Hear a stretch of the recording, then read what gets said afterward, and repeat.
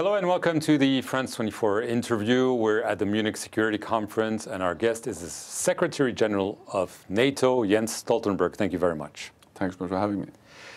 2 years of war in Ukraine. The Norwegian intelligence service believes that Russia is gaining the advantage, that it is actually winning this war. Do you agree with that? Well, the situation on the battlefield is difficult, and we have seen some Russian advances, not least around the city of Avdiivka.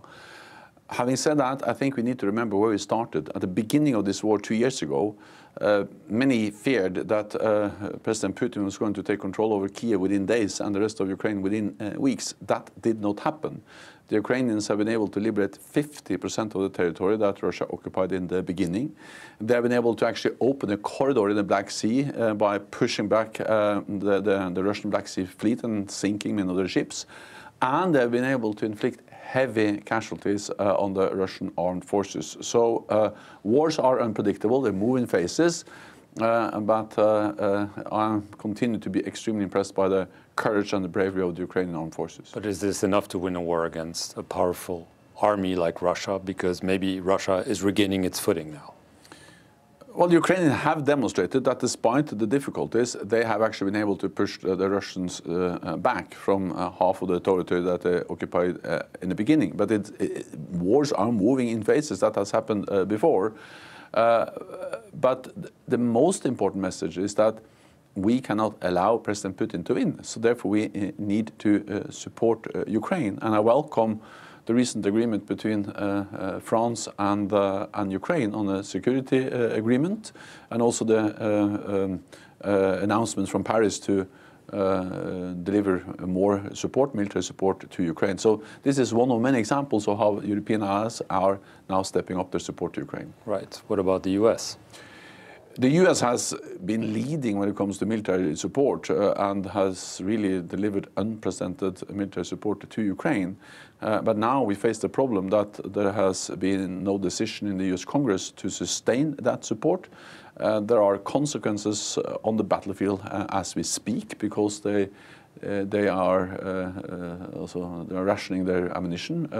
But I expect the US Congress to find a way to agree sustained support to Ukraine, and this is vital that it happens as soon as possible. We're seeing more and more strikes on Russian territory. Ukraine wants long-range missiles. Are you fearing that this could lead to the escalation and the war extending to Russian territory?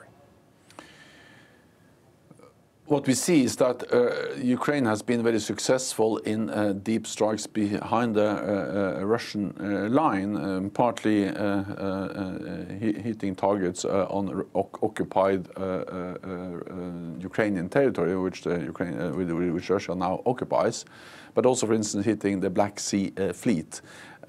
Ukraine has the right to defend itself. We have to remember what this is. This is a war of aggression, Russia attacking Ukraine.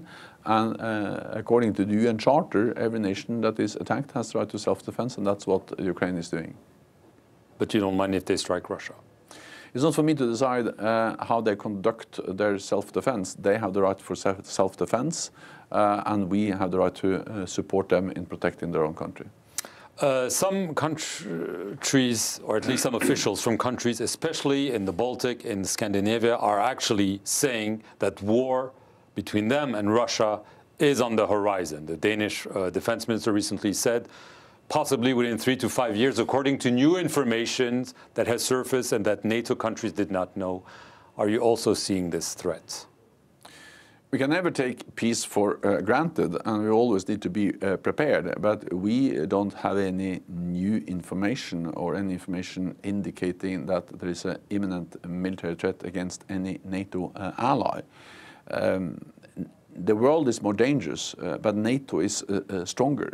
Since 2014, since Russia's illegal annexation of Crimea, NATO has implemented the biggest reinforcement of collective defense in generations, with high readiness of our forces, with more forces, with combat-ready troops in the eastern part of the alliance, and now also significantly increased defense spending.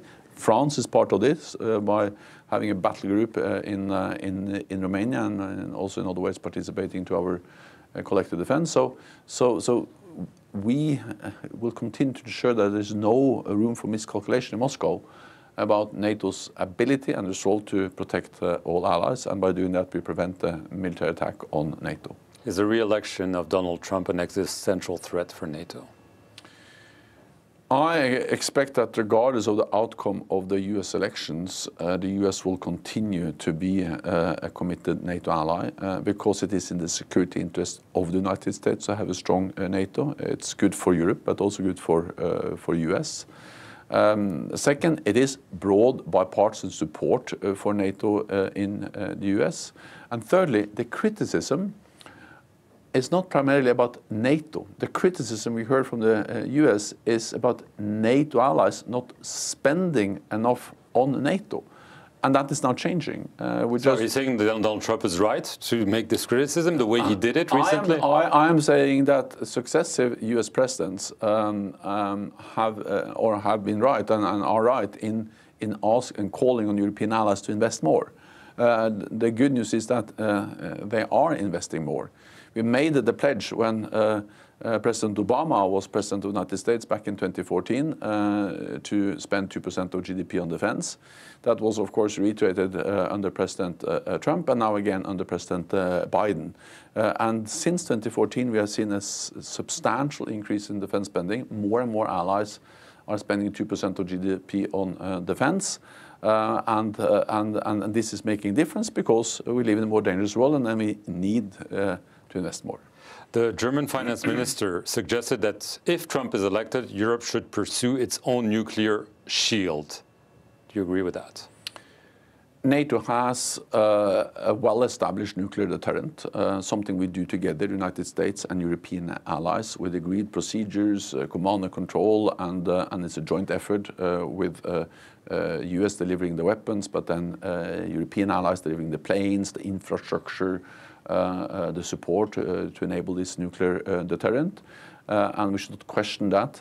It's not helpful to undermine the existing nuclear deterrent, which has served us well for so many years. The last issue is the threat of a tactical nuclear weapon being used by Russia. After 2 years, people were fearing. Do you think that this threat has receded? And also, do you fear that Russia might be exploring, as the information surfaced, some orbital nuclear weapons? We are closely monitoring what Russia is doing. We haven't seen any changes in their nuclear posture that requires any changes from our side. But of course, we will continue to be vigilant and monitor closely what they're doing also in other domains, also meaning not only land, sea, and air, but also cyber and space. Independent of the recent reports, NATO has addressed the threats and the challenges we face in space for many years. We have actually established space as a military domain alongside cyber, air, sea, and land. And because space is important for what we do on Earth, communications, detection of incoming missiles, and many other things. So of course, we are aware of the threats and the challenges in space, and we will be able also to protect against any threat from the space. Okay, you're leaving your position on October 1st. Are you confident that you're leaving NATO stronger than when you took power? Yes, but that's not because of me. It's because the world has changed, and therefore NATO has once again proven able to adapt when the world is changing. So when we reduced defense spending after the end of the Cold War, when tensions went down, we have now significantly increased defense spending, invested more in high-end capabilities, and strengthened our collective defense because the world is more dangerous. So the world is more dangerous, but NATO is stronger, and we are there to prevent an attack on any NATO ally. Jens Stoltenberg, Secretary-General of NATO, I want to thank you very much for appearing here on the France 24 interview, and thank you for watching this edition.